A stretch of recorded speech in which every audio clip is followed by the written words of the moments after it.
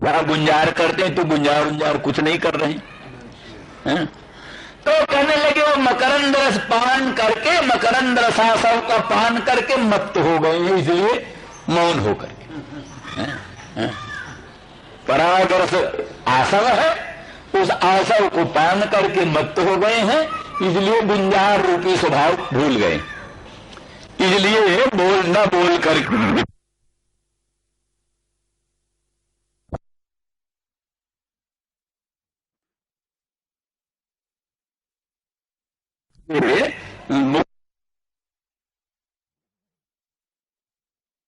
मुख पद्म के पराग मकरंद का रस आस्वादन कर रहे हैं। तो इस दृष्टि से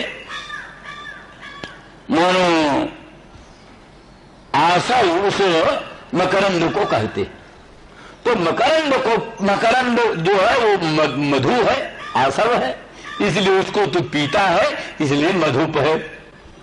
और श्लेष से ये कहती है कि तू मद्यप है, इसलिए स्पर्श योग्य नहीं है, इसलिए मैं चरण मत स्पर्श कर। मधुप है इसलिए स्पर्श योग्य नहीं है, इसलिए मैं चरण स्पर्श न कर।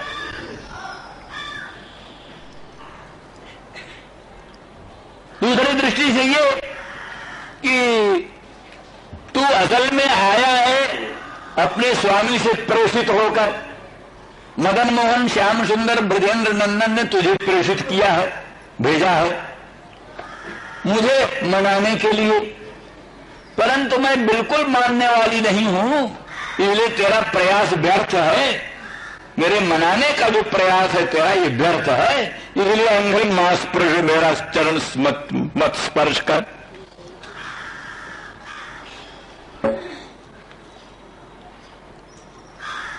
तो इस दृष्टि से मानो भ्रमर कहता है कि आप ये कैसे कल्पना कर रही हैं मेरे मद्यपान का, मैं तो मद्य नहीं पान करता, आप मद्यपान का आरोप कैसे कर रहे हैं? तो कहती कितव बंध हो, कितव बंध हो। कितव जो है, कितव कहते कपटी को, कपटी का नाम कितव, धूर्त हो कपटी हो उसका नाम है कितव। जुआरी को भी कहते कितव, कितव। कैतव कहा, कैतव, कैतव माने कपट, कपट कहते भगवान की भक्ति करो कैतव रहित, कैतव रहितम प्रेम न तिष्ठति मानुषे लोके। बोले कैतव रहित प्रेम, छल छद्म रहित प्रेम मानव लोक में होता ही नहीं। यदि भवती कस्य विरह, अगर हो जाए कैतव रहित प्रेम तो कहते बुरा होता ही नहीं, और सच भी रहे अगर बुरा हो भी गया तो को जीवित, तो जीता कौन? मैंने कैतव रहित प्रेम मानव लोक में होता नहीं, अगर हो गया तो फिर कभी वियोग नहीं होता, विप्रयोग नहीं होता, अगर विप्रयोग हो गया तो जीवन नहीं रहता। तो कैतव जब सुभक्तैरत प्रीत्या कैतव वर्जना स्वभावस्य स्वरसतो ज्ञात्वा स्वाद्वयम पदम विभेद भाव माहृत्य सेव्यते अत्यंत तत्परैहि। ये क्या नाम त्रिपुरा रहस्य में वर्ण, त्रिपुरा रहस्य में कहा जो परम तत्व सुभक्त लोग द्वारा भजनीय होता है। कैसा भजनीय होता? बोले कैतव वर्जनात्, कैतव रहित होकर, कैतव रहित होकर।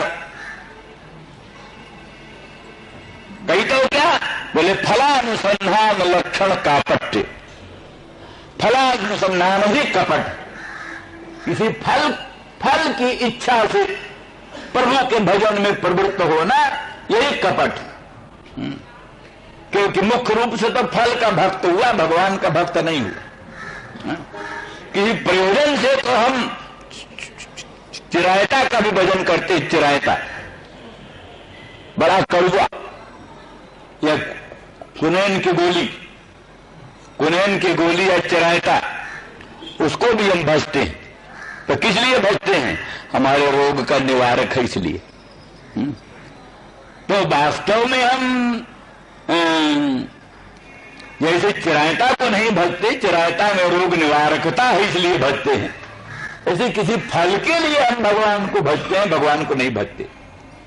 तो इसलिए जो फलानुसंधान रखता है वो कपटी है, इसलिए फलानुसंधान लक्षण कापट रहित ही कई तो वर्जनात्, कई तो छोड़कर, कपट छोड़कर जो भगवान को भजते हैं, अर्थात अत्यंत निष्काम होकर, कोई भी कामना न रखकर, भगवान ही ध्येय ज्ञेय परमाराध्य सर्वस्व हैं, इस भावना से जो भगवान को भजता है उसका भजन कैतव रहित भजन है।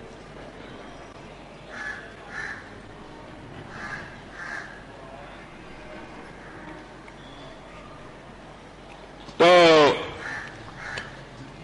इस दृष्टि से कहते कितव, कितव बंधो, कितव है श्री कृष्ण, कपटी है श्री कृष्ण।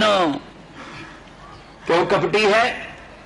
अरे हमसे कहा था पहले, न पारे हम निरवध्य संयुजाम स्वसाधु कृत्यम विबुधायुषा पिबह। हे गोपांगना जनों, हम तुम्हारा जो साधु कृत्य है उसका बदला देवताओं की आयु भी प्राप्त करके चुका नहीं सकते। तुम्हारी जो अनन्य प्रीति है, निष्काम अनुराग है, सर्वस्व त्याग है, उसका बदला चुकाने में हम कभी भी समर्थ न होंगे। अगर हजारों ब्रह्मा की आयु भी पा जाएं तो भी तुम्हारे ऋण से हम अनऋण नहीं हो सकते, इसलिए सदा तुम्हारे ऋणी रहेंगे, ये कृष्ण ने कहा। और अब हम लोगों को त्याग करके, छोड़ करके मथुरा में राजाधिराज शाहनशाह चक्रवर्ती बने बैठे।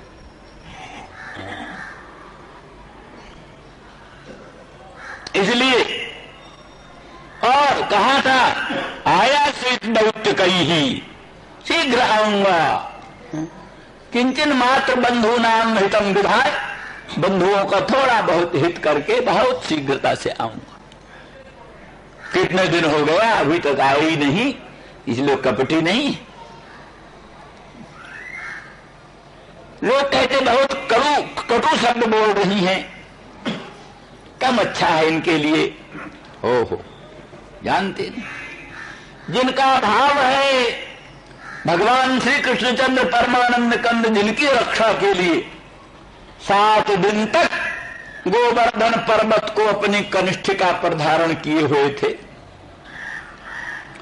और नाना प्रकार के विघ्न बाधाओं से निरंतर जिनकी रक्षा में तत्पर रहे और जिनके लिए गोपांगनाओं ने अपना सर्वस्व त्याग किया, लोक परलोक की चिंता नहीं की और किसी प्रकार के कामना का स्पर्श नहीं किया, गोपांगनाओं जैसा निष्काम, गोपांगनाओं जैसा कामना राहित्य और लोगों में ढूंढने से भी नहीं मिलेगा। हमने एक दिन कहा था कि वो उनकी परीक्षा का प्रसंग आया तो नारद जी ने एक दिन कहा, भगवान ने नारद जी से कहा, नारद जी हमारे पेट में कुछ दर्द हो गया। बोले महाराज तो कैसे दूर होगा? बोले किसी पतिव्रता का चरणोदक मिल जाए, किसी साधु सती पतिव्रता का चरणोदक पादोदक मिल जाए तो हमारा दर्द दूर हो जाए। बोले महाराज आपके यहाँ कितनी पतिव्रताएं हैं, एक थोड़ो ना, रुक्मणी है, सत्यभामा है, जाम्बवती है, सभी तो पतिव्रता है, महापतिव्रता है। बोले फिर लाओ किसी का। गए नारद जी मांगने चरणोदक, देवी जरा चरणोदक दे दो, पतिव्रता हो तुम, तुम्हारे पति को पेट में दर्द है।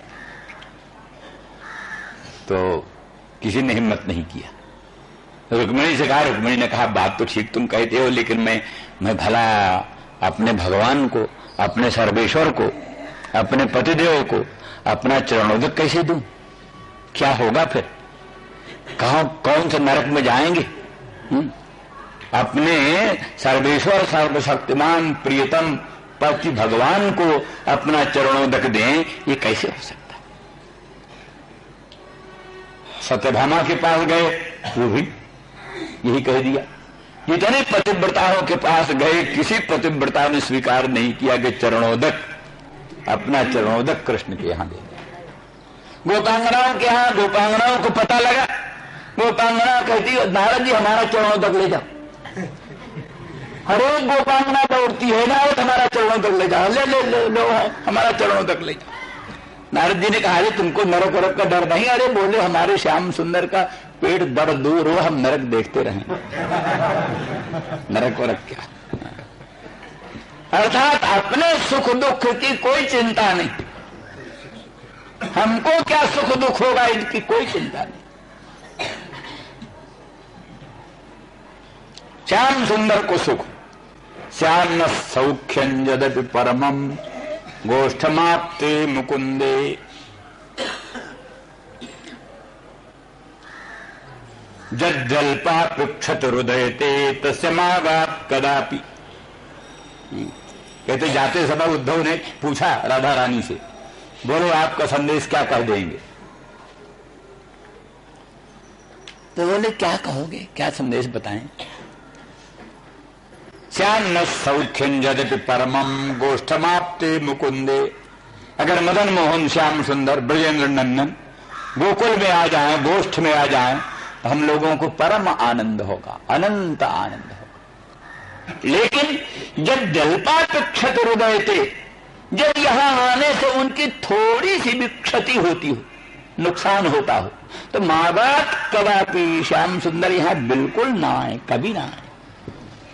ये है स्वार्थ परित्याग की बात।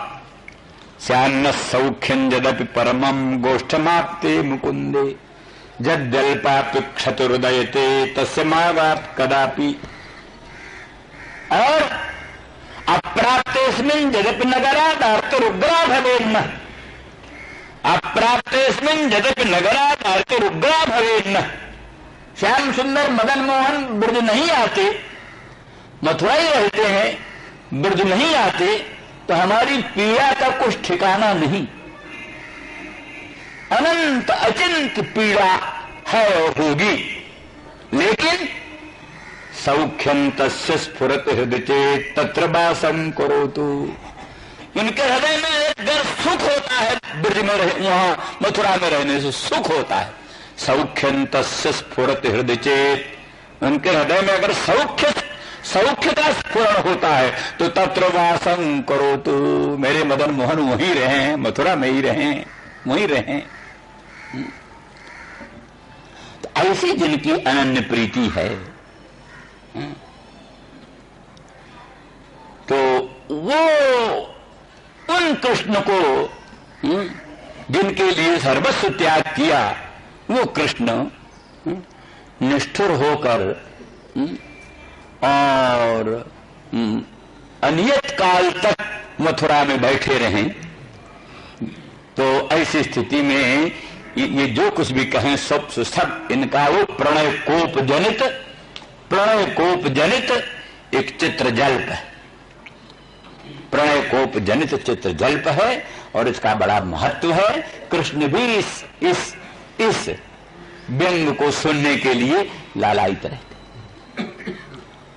कृष्ण को कहते कितव कपटी। कृष्ण कपटी, तू उसका बंधु। मधुप, तू उसका बंधु। तू उस कितव का, कृष्ण का तू बंधु। क्यों? उनका भी नाम मधुपति और तुम्हारा नाम मधुप। तुम्हारा नाम मधुप, उनका नाम मधुपति।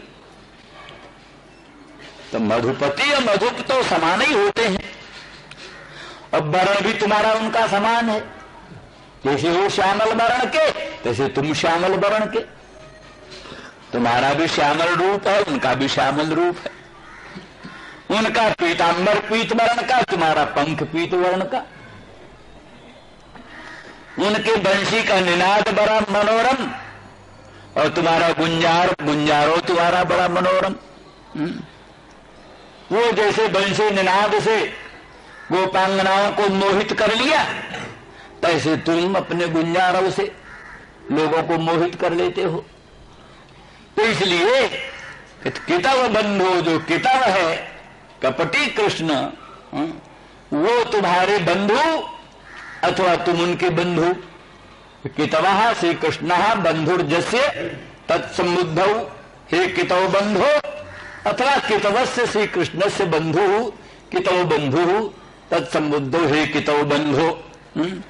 श्री कृष्ण रूपी कितव के बंधु, अतः उनका जैसा गुण है वही सब गुण तुम में, जो उनमें गुण है वही गुण तुम में। इसलिए उनके गुणों से हम उद्विग्न हो चुकी हैं, व्याकुल हो चुकी हैं। उनके संबंध से अब हम बिल्कुल दूर रहना चाहती हैं और फिर दूध का जरा मट्ठा फूंक फूंक कर पिया जाता है। तो कहते सखी कारे सब हैं बुरे, इतने काले हैं, काले कारे तो सभी बुरे। इसलिए आगे कहेंगे, कहते तदल मसित सख्य ही, इसलिए असितों का जो सख्य है, माने श्यामल लोगों का जो सख्य है, काले लोगों का जो सख्य है, उससे अब हम बिल्कुल दूर रहना चाहती हैं। तदल मसित सख्य ही, इसके लिए कहते हैं गोपांगनाओं ने इन नीलमणि की चूड़ी पहनना छोड़ दिया, क्योंकि भी श्यामल, ये श्याम सुंदर श्यामल, ऐसे इन नीलमणि की चूड़ियां भी श्यामल। इन नीलमणि की माला पहनना छोड़ दिया, श्यामल।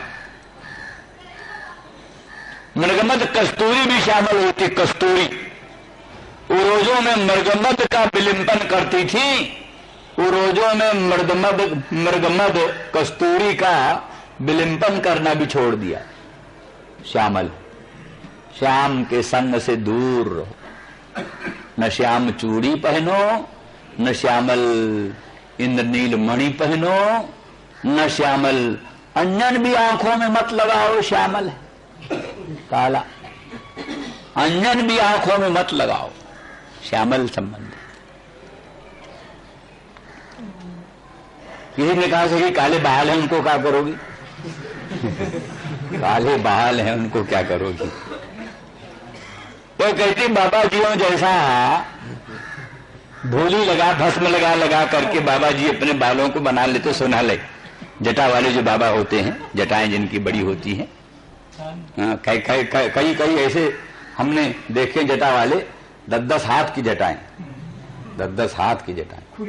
हाँ, और एक महात्मा तो ऐसे थे यहीं काशी में, उनकी दाढ़ी भी पांव तक छूती थी, पांव तक दाढ़ी भी पांव और पिछला बाल भी पांव तक, बिल्कुल दोनों, और एक एक बाल सब पृथक पृथक अलग अलग ऐसे सुस्त।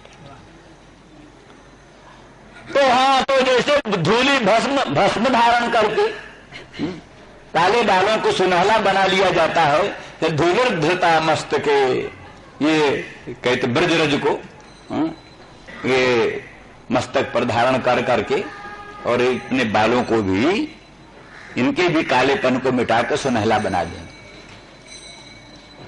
इस तरह से उस जो कितव श्री कृष्णचंद्र मदन मोहन श्री कृष्ण जो कितव है, उनके तुम बंधु हो, इसलिए तुम हमारा चरण स्पर्श बिल्कुल मत करो। मास प्रशांघ्रिम, हमारे अंग्री को, हमारे चरण को स्पर्श न करो।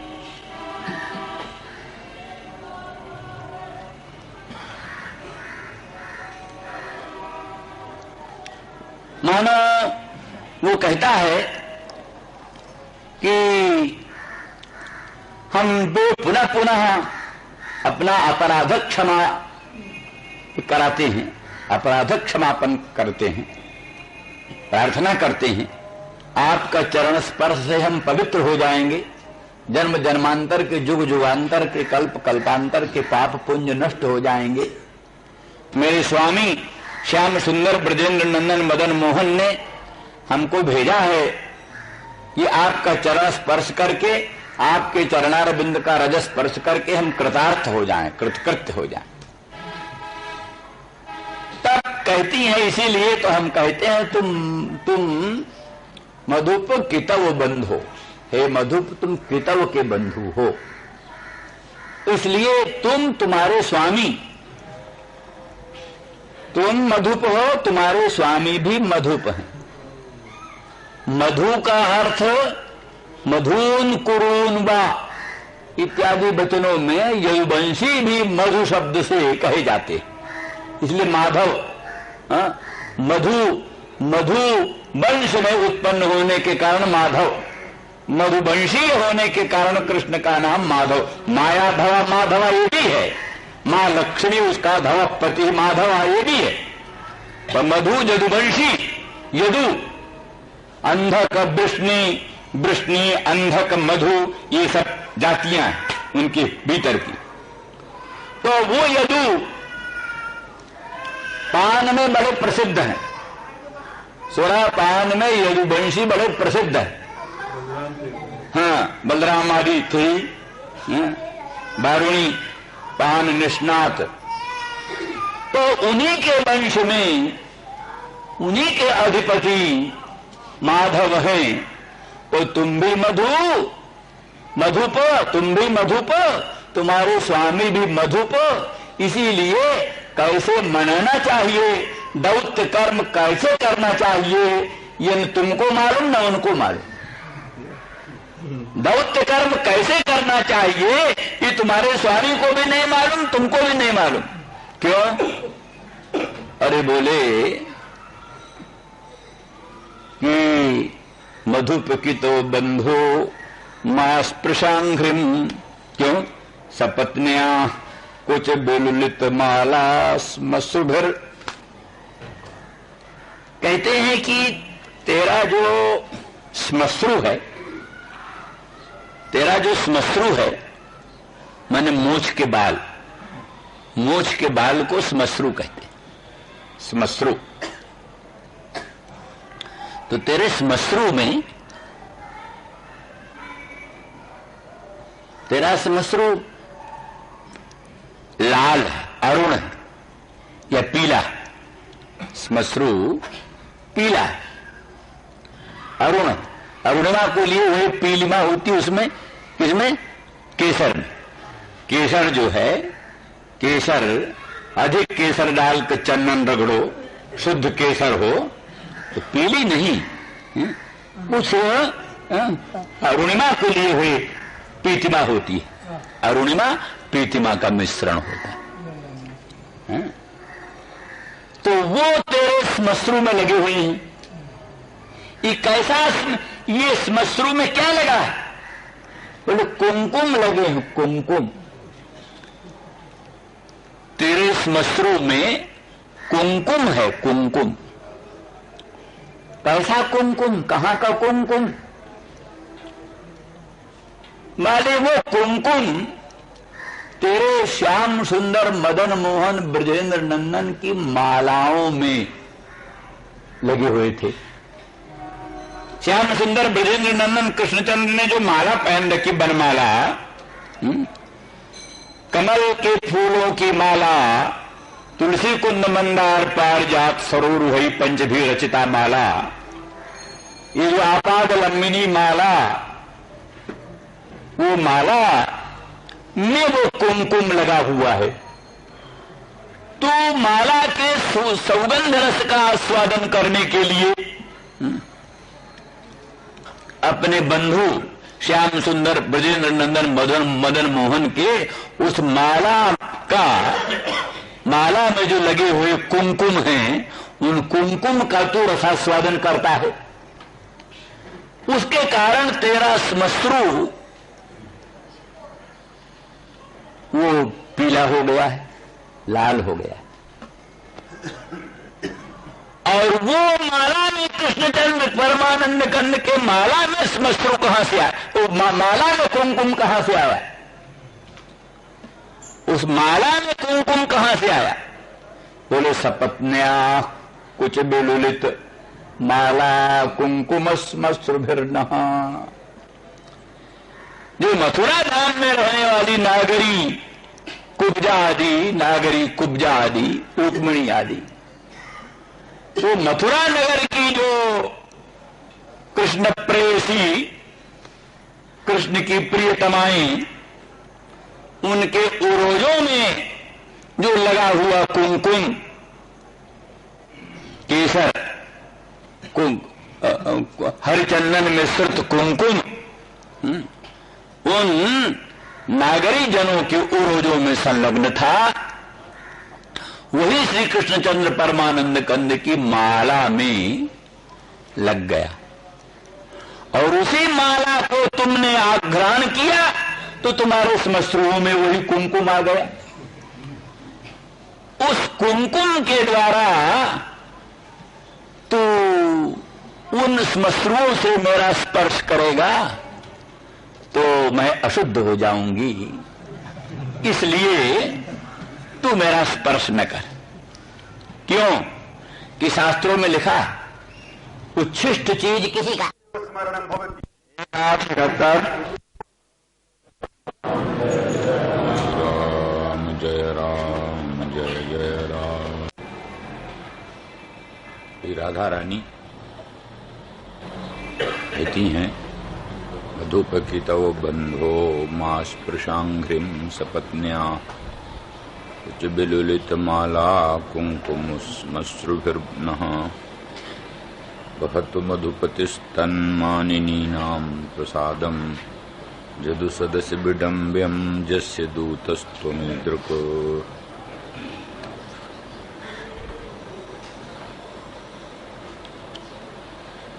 अथवा मधुपकितव दोनों ही कृष्ण का बोधक है। कितवः क्या नाम है? मधुपः कितवश्च। मधुप भी है और कितव भी है। श्री कृष्ण मधुप भी माने मधुपान करने वाले यदुवंशी होने के कारण मधुप भी हैं। मधु मादक द्रव्य, आसव, मादक आसव, उसको पीने वाले मधुप हैं और कितव भी हैं, माने सठ भी। सठ, कितव, बंचक, कितव, ये सब एक के बोधक, एक ही अर्थ के बोधक।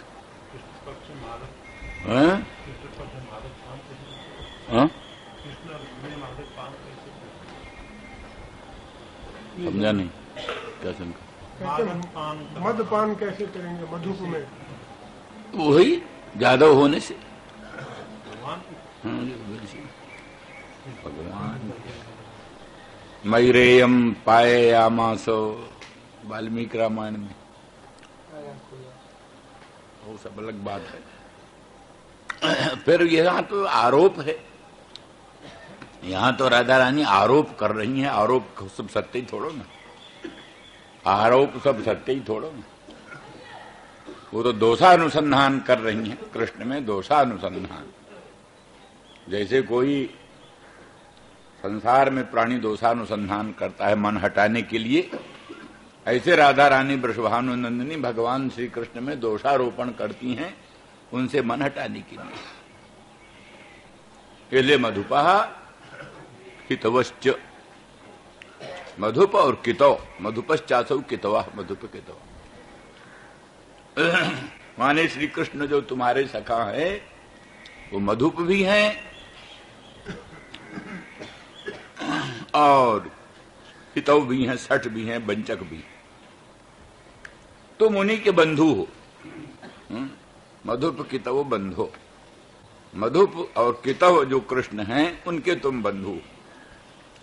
इसलिए वो सब दोष तुम में भी हैं। तुम भी मधुप हो और उन्हीं की तरह तुम भी कितो हो। इसलिए तुम भी जब तक सुमन में मधु रहता है, अरविंद में मकरंद रहता है, तब तक तुम उसका सेवन करते हो। और अरविंद सूख गया, मकरंद खत्म हो गया, तो तुम छोड़कर दूसरी जगह चले जाते हो। तो जैसे मधुप कृष्ण हैं, जैसे कितव कृष्ण हैं, वैसे मधुप और कितव कृष्ण के तुम बंधु हो, तुम भी वैसे हो। इसलिए यहां असूया और ईर्ष्या और मद और अकौशलोद्गार,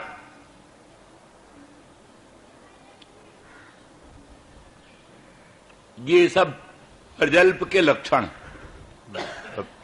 प्रजल्प जो है, चित्रजल्प, प्रजल्प जो कि महाभाव की अवस्था में आविर्भूत होता है, प्रजल्प, उसमें असूया भी होती है। तो हितव पद से, हितव माने भगवान कृष्ण को वंचक कह करके, कितव कह करके असूया करती हैं उनकी। गुणों में दोषारोपण असूया, गुणों में भी दोषारोपण असूया। यही सब अन्यत्र दोष भी होता है, अन्यत्र यही सब दोष है।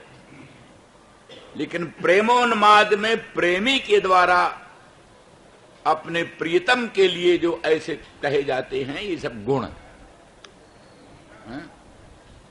ऐसे कहा ना, कहीं तो तृष्णा, तृष्णा कहीं दोष है, लालसा तृष्णा कामना दोष है, परंतु भगवान की प्राप्ति की कामना, भगवान की प्राप्ति की तृष्णा, वो गुण है, लोकोत्तर गुण है। बड़े भाग्य से किसी को भगवत पद प्राप्ति की तृष्णा होती है, भगवत पद प्राप्ति की लालसा होती है। उसी तरह से यही भाव अन्यत्र संसार में प्रयुक्त हो तो दोष है, परंतु राधा रानी वृषभानुनंदिनी जो श्री कृष्ण प्रेम में उन्माद अवस्था में पहुंची हुई है, महाभाव की अवस्था में पहुंची हुई है, उस समय जो कृष्ण के प्रति इस प्रकार का दोषारोपण, वो गुण है। तो इसलिए कितव शब्द के द्वारा वो असूया व्यक्त की गई। और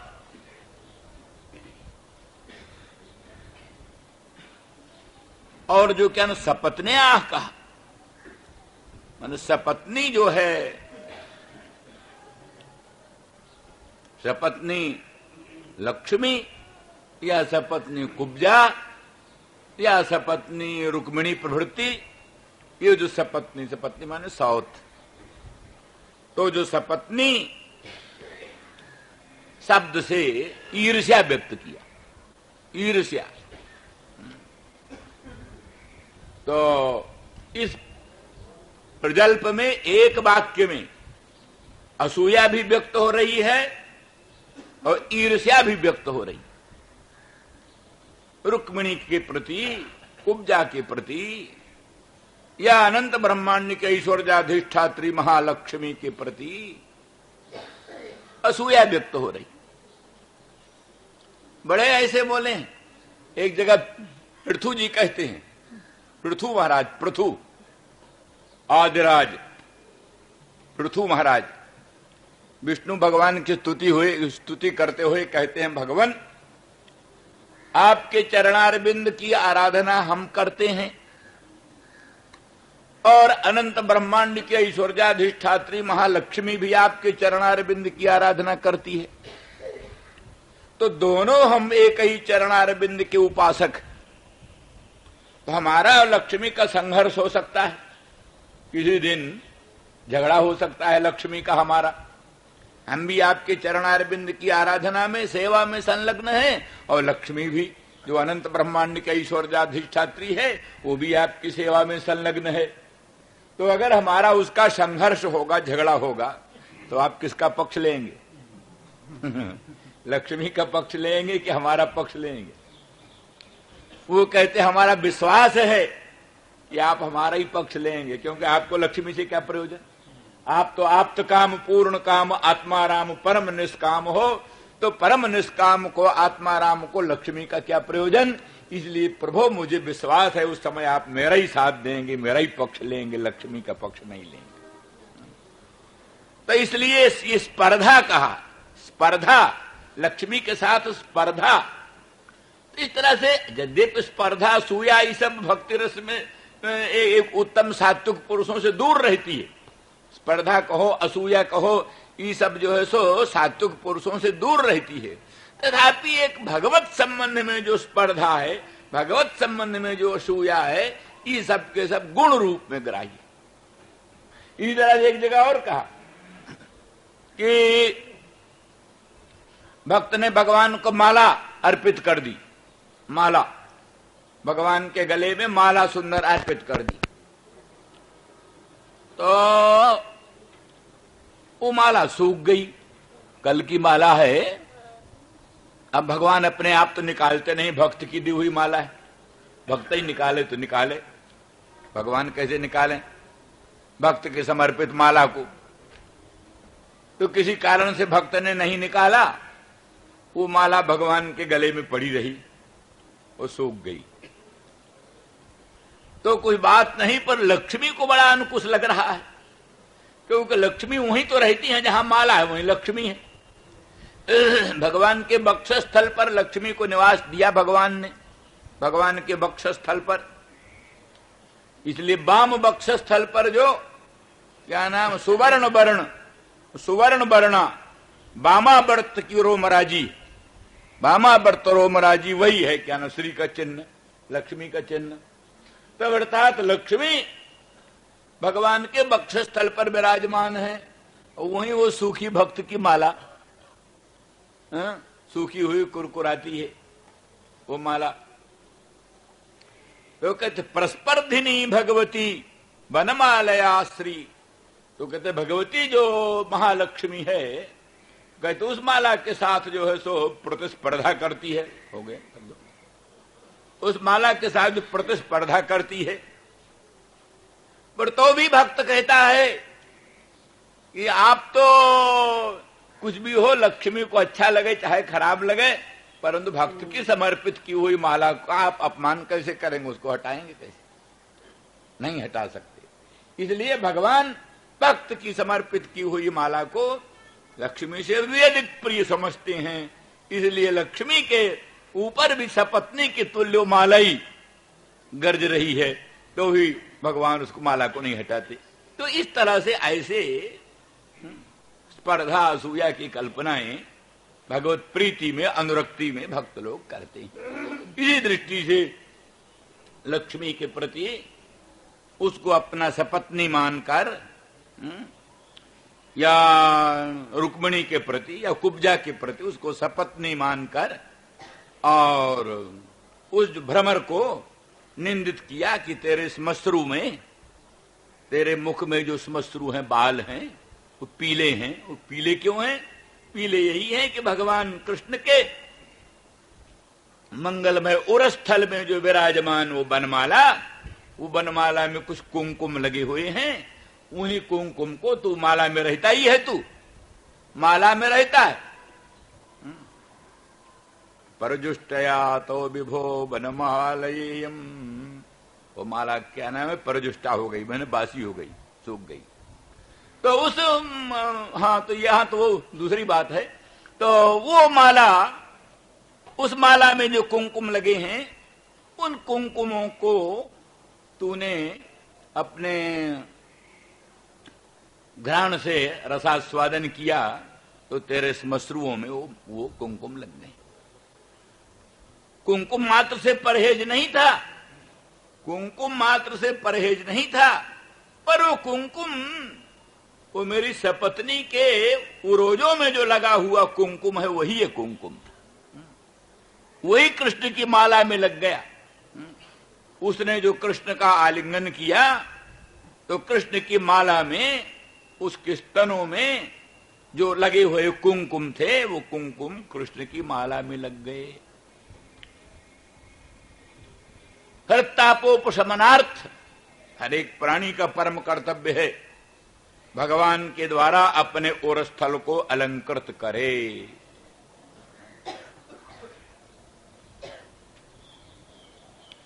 लिखा है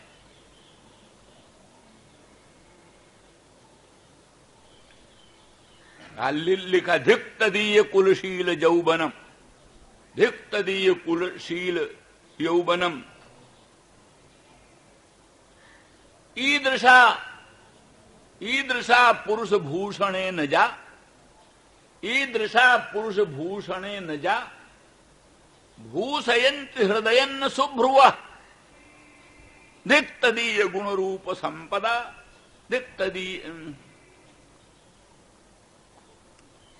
तदीय कुल रूप यौवनम, धिक तदीय गुण रूप संपदा।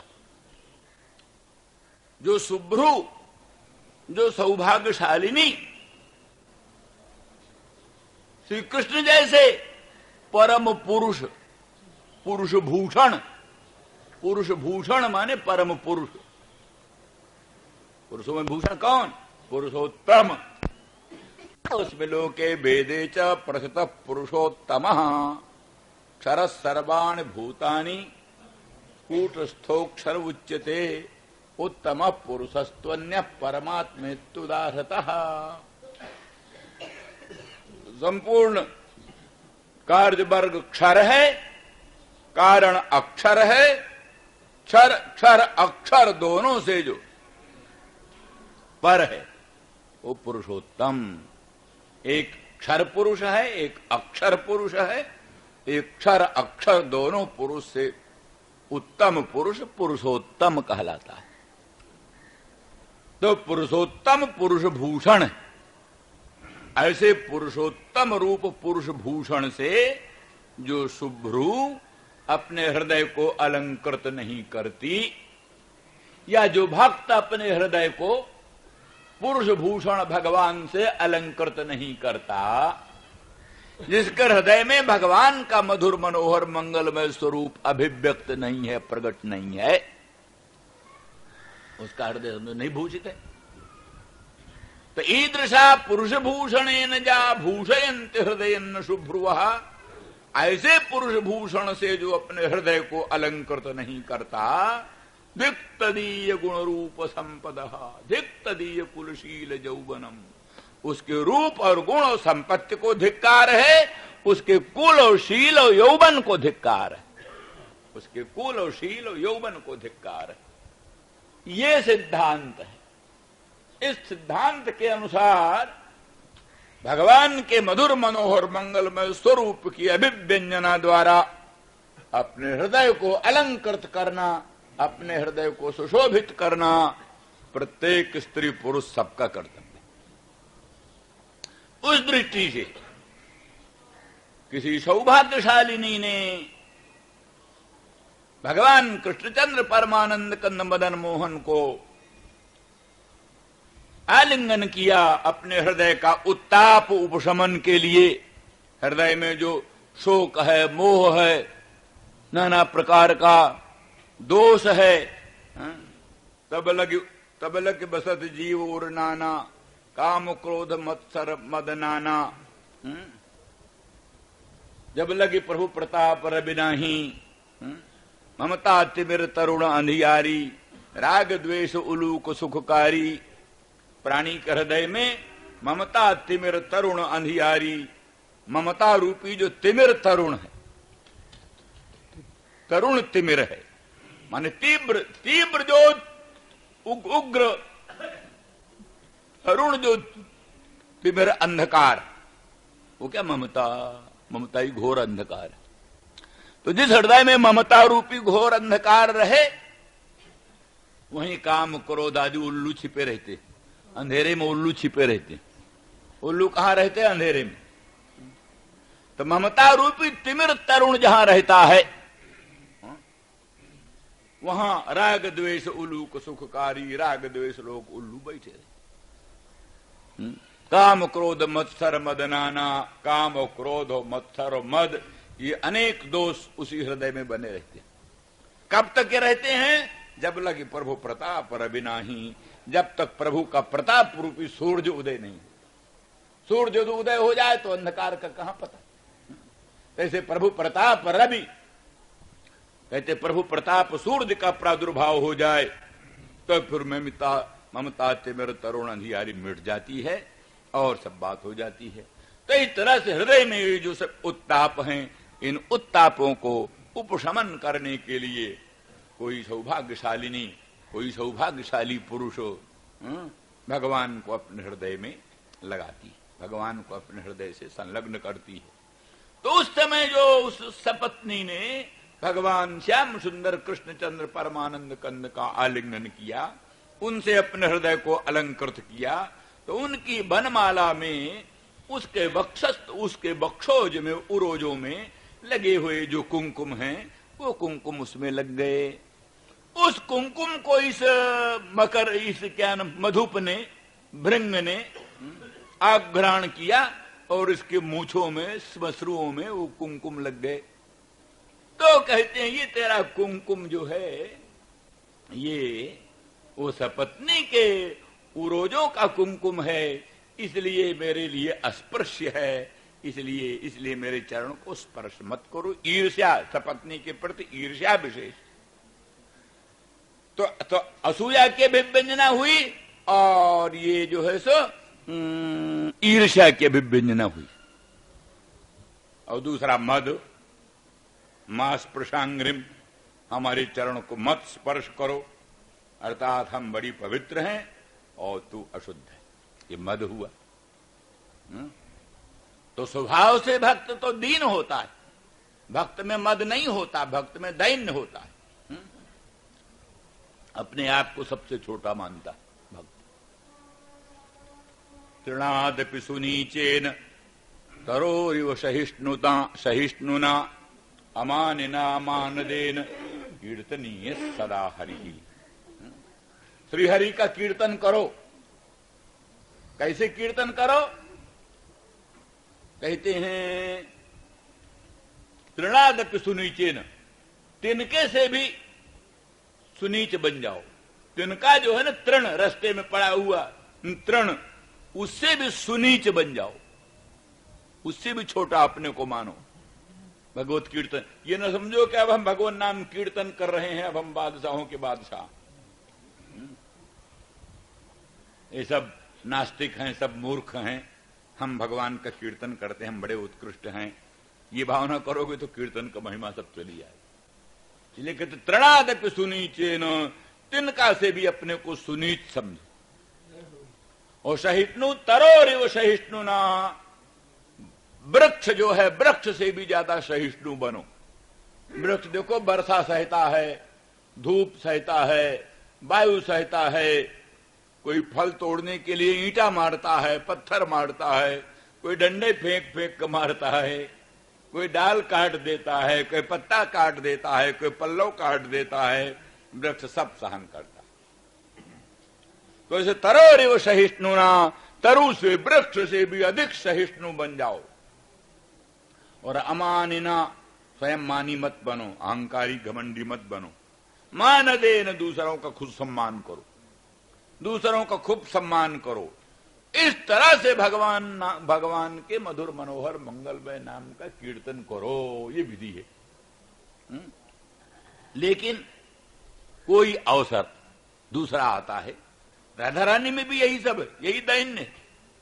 राधा रानी तो समझती हमसे अधिक धन्य ये हरिणी, ये हरिणी जो जंगल की है हरिणी, ये हमसे ज्यादा अच्छी। धन्यास्म मूढ़ मतयोपि हरिणीता जानन्न नंदन मुपात्त विचित्र वेशम। ये हरिणी धन्य धन्य है जो कि अरण्य में श्री कृष्णचंद्र परमानंद कंद मदन मोहन का दर्शन करती हैं और अपनी आंखों को सफल करती, क्योंकि उनके पति कृष्ण सार है। काले मृग का नाम कृष्ण सार है। अपने काले मृग कृष्ण सार पतियों के साथ साथ हरिणी मृगी जंगल में आती हैं, कृष्णचंद्र के मुखचंद्र का दर्शन करती हैं, दामिनी दूत विनिंदक पीतांबर को निहारती हैं, अपने नयनों को सफल बनाती। ऐसा उनको क्यों सौभाग्य संभव हुआ? इसलिए कि उनके पति कृष्ण सार है। कृष्ण सार का एक तो अर्थ तो काला, दूसरा अर्थ कृष्ण एव सारो सर्वस्वम जैसाम ते कृष्ण सारा। इनके पतियों ने दुनिया में कृष्ण को ही सार समझा। संसार निसार और कृष्ण ही सार। जिनके पति कृष्ण को ही सार समझते हैं और संसार को निसार समझते हैं, वो अपने पत्नियों को कृष्ण भजन से क्यों रोकेंगी? कृष्ण का भजन करने से अपने पत्नियों को क्यों रोकेंगी? वो तो चाहेंगे तुम कृष्ण का खूब भजन करो। तो इसलिए इनके पति कृष्ण सार हैं, वो कृष्ण को ही सार मानते हैं, संसार को निस्सार मानते हैं। इसलिए अपने पत्नियों को साथ लेकर आते हैं, स्वयं कृष्ण का दर्शन करते हैं और अपने पत्नियों को भी कृष्ण का दर्शन कराते हैं। इसलिए ये हरिणियां धन्य धन्य हैं। बोले तुम भी अपने पतियों के साथ जाओ, भगवान के दर्शन करिए आओ। बोले हमारे पति तो अभिमान सारा, वो कृष्ण सार नहीं है, वो अभिमान सार हैं। वो तो अभिमान को ही सार मानते हैं, अभिमान सार है। कृष्ण भी निस्सार, अभिमान भी सार, अभिमान सार। तो जो अभिमान को सार मानता है वो काहे कृष्ण भजन में लगे। इस तरह से अपनी अपेक्षा हरिणियों को धन्य धन्य समझती, अपनी अपेक्षा बांस की बंशी को धन्य धन्य समझती। ये बांस की बंशी धन्य धन्य है जो भगवान के मुखचंद्र पर विराजमान होकर उनके सुमधुर अधर सुधा रस का पान करती है। ये बंशी धन्य धन्य है। अपने को बहुत छोटी समझती है। कहते जैसे रंग को चिंतामणि दुर्लभ है, ऐसे श्याम सुंदर ब्रजेंद्र नंदन मदन मोहन हमारे लिए दुर्लभ, दुरापजन बर्तनी रत्न पत्र पाभू इत्यादि इत्यादि समझ लेना। तो इन सब दृष्टियों से राधा रानी में उद्दयन खूब है। तो भी एक प्रेमोन्माद की दशा में, प्रेम का जो उन्माद होता है महाभाव दशा में, महाभाव दशा में जो एक प्रेम का उन्माद होता है, उस उन्माद की अवस्था में ये मद अपना उत्कर्ष और उन सपत्नियों के प्रति ईर्ष्या और उनका अपकर्ष और उनके कुमकुम से युक्त श्मश्रुओं द्वारा अपने चरण के स्पर्श को भी अनुचित है।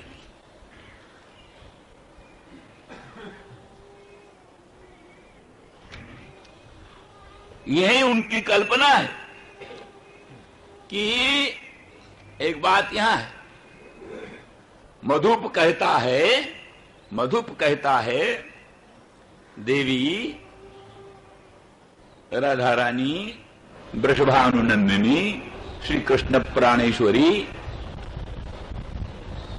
माता, अच्छा मैं आपका चरण स्पर्श योग्य नहीं, मैं जाता हूं लौटकर मथुरा। श्याम सुंदर ब्रजेंद्र नंदन स्वयं पधारेंगे, स्वयं आएंगे, स्वयं आपका चरण स्पर्श करेंगे और आपका मान मनाएंगे और आपको प्रसन्न करके और आपके सन्निधान में आपका अनुग्रह प्राप्त करेंगे।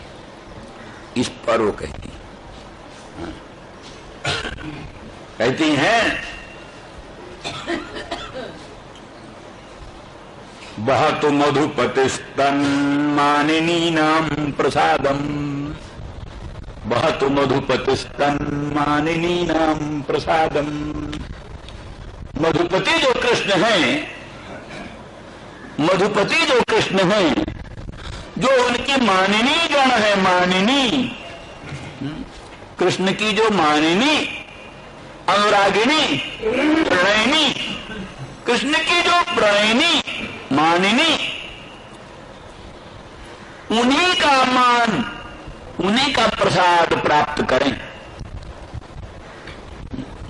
अर्थात मथुरा नगर में रहते रहते वहां की जो उनकी सहस्त्रों पट्ट रानियां हैं, उनका ही प्रसाद बहतु, उनके ही प्रसाद को प्राप्त करें। और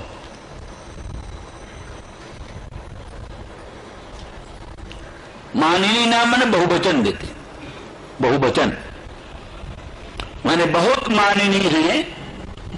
एक मानिनी का मान मनाएंगे बड़े मुश्किल से, दूसरी मानिनी हो जाएगी। उस मानिनी का मान मनाएंगे, तीसरी मानिनी हो जाएगी। उस मानिनी का मान मनाएंगे, चौथी मानिनी हो जाएगी। इस तरह से उनकी सारी आयु मानिनियों का मान मनाने में ही बीत जाएगी। ब्रज में काहे को आएंगे? वृंदावन में क्यों आएंगे? मथुरा में क्यों, हमारे गोकुल में क्यों आएंगे?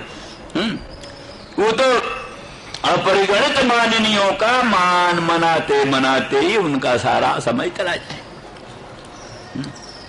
कभी कभी भक्त को लगता है, एक भक्त कहता है, मोह पुकारत देर भई जगदम्ब विलंब कहां करती हो। भगवती के भक्त कल्याणमयी करुणामयी पराम्बा को पुकारता है, वो कहता है बड़ी देर हो गई पुकारते पुकारते, मोह पुकारत देर भई जगदम्ब विलंब कहां करती। तो कहती है कहीं भक्तों पर भीड़ पड़ी होगी तो उनका दुख दर्द दूर करने के लिए उनमें लग गई होगी, या कहीं बड़े बड़े दैत्यों दानवों का दर्प दलन करने में लग गई होगी। बहुत से काम हैं, तो उन कामों में आप लग गई होगी। तो इस तरह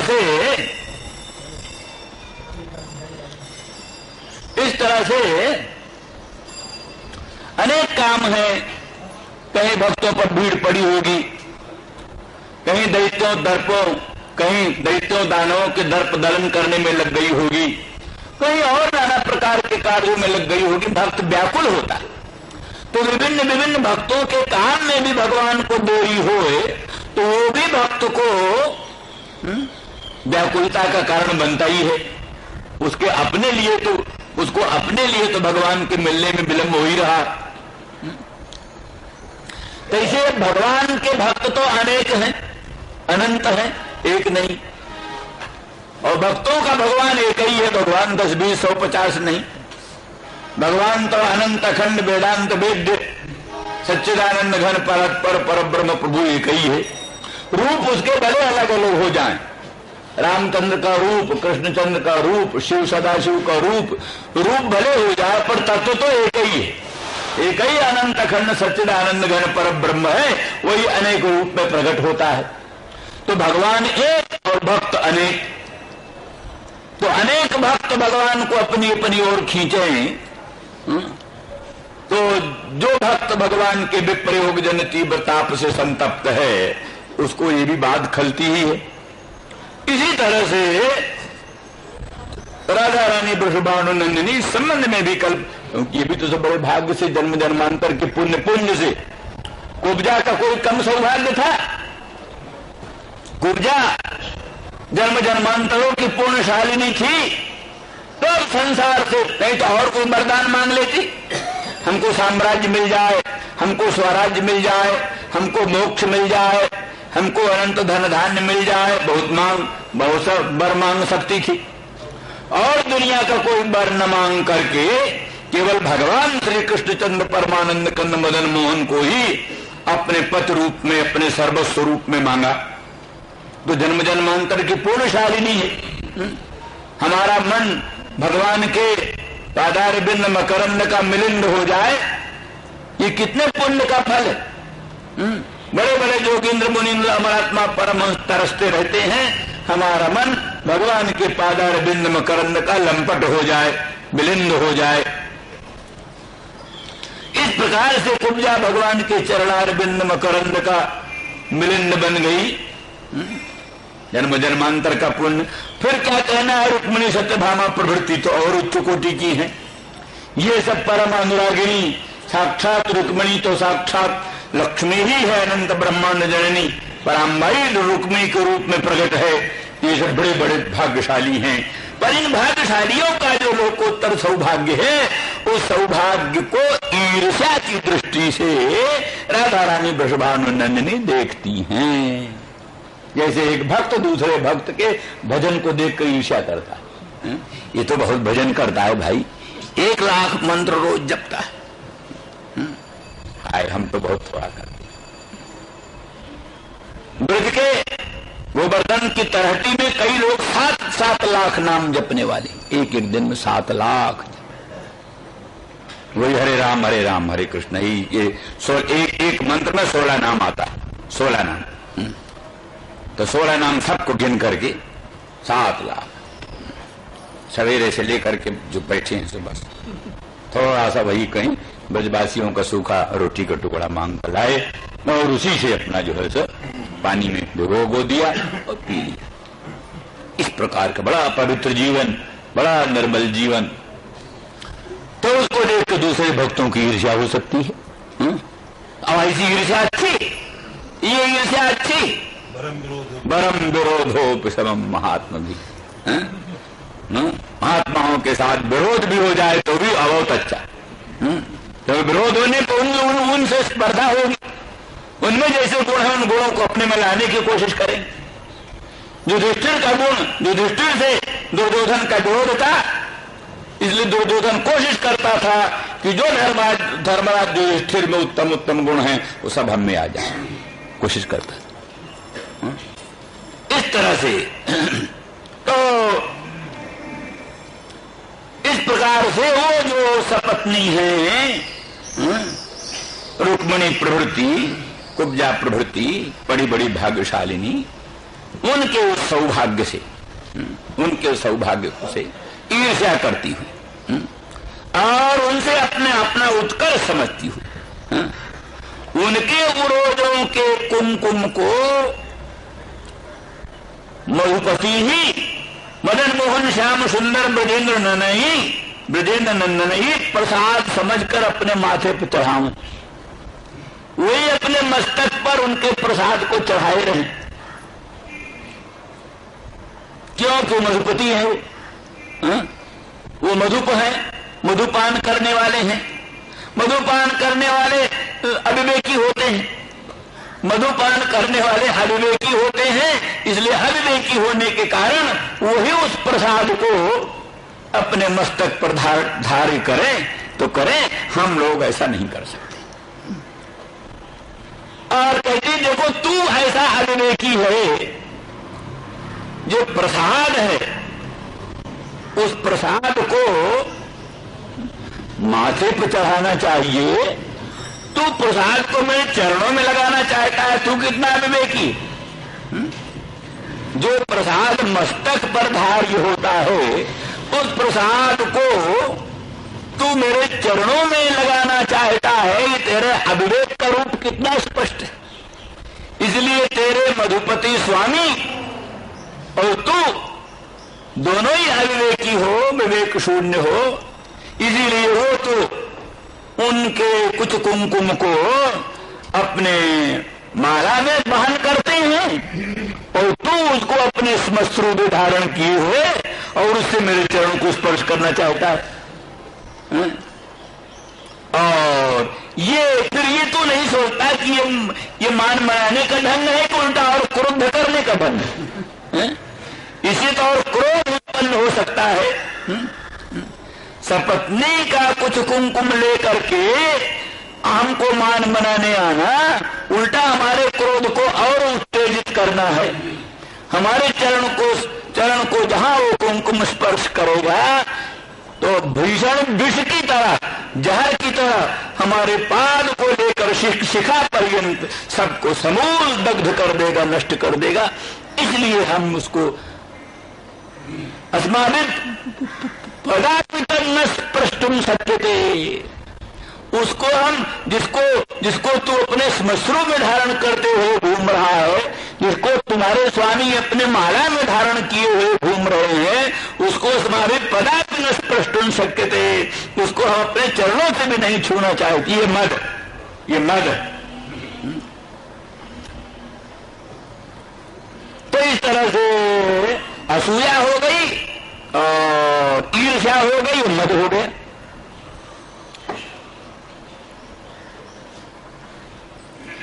और एक अवधीरणा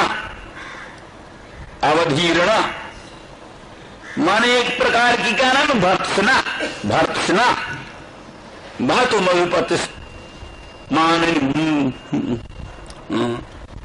मानिनी नाम प्रसादम।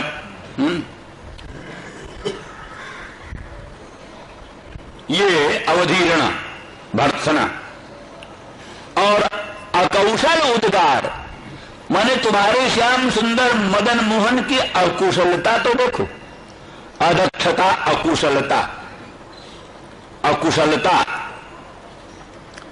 जिन्होंने ऐसे दूत को बनाया है, ऐसे दूत को भेजा है, तो स्वयं ने इस प्रकार का रूप धारण किया है।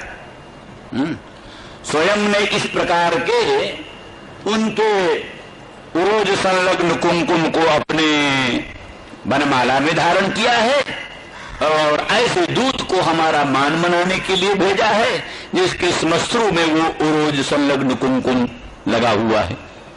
ये उनकी अकुशलता का उद्गार।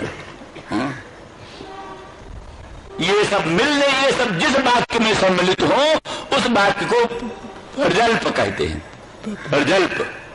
प्रजल्प। तो